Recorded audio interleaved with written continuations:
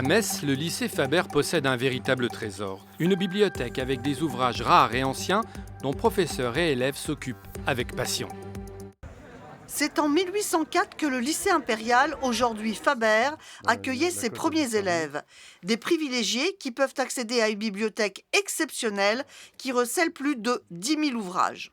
Tous ces livres-là, c'est une toute petite partie du fonds qui date de la période 1940-1944. Donc des livres qui, étonnamment, n'ont pas été épurés. Alors vous avez quelques livres très remarquables. On a par exemple ici un livre qui est une des bibles des nazis, c'est le mythe du XXe siècle.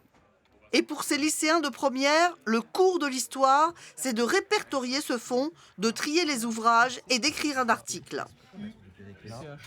Vous me sortez les livres de la période considérée. Donc je vous rappelle, 1918-1944. Les auteurs de l'Antiquité qui parlent des Germains. Donc ça, vous faites une fiche et vous me mettez littérature latine, grecque. Il n'y a rien de nationaliste et de nazi là-dedans. Ok, d'accord, merci. Autre travail des élèves, recenser les livres nazis. Leur professeur d'allemand est là pour les aider. Wasserfische unserer deutschen Heimat. Alors, ce qui est intéressant, c'est qu'il y a la notion de deutsche Heimat. Après, Wasserfische, c'est les poissons d'eau douce. Donc j'ai un doute quand même sur l'utilisation nazie.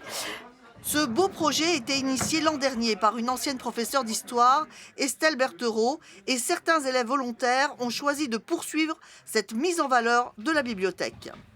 J'ai commencé l'année dernière et j'ai continué cette année avec Monsieur Cabaret. Ce qui m'intéresse dans cette bibliothèque, c'est qu'on a accès à un fonds ancien et je trouve ça très intéressant et on n'a pas habituellement accès à ces livres en tant qu'élève. Ils sont quand même anciens, ça se voit aussi à la couverture.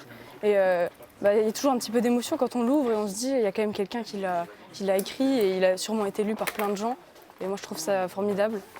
Et ce serait formidable aussi qu'un jour, la bibliothèque puisse servir à des étudiants et des chercheurs en quête de pépites, comme cet ouvrage de 1535, le plus ancien du fonds de l'abbaye.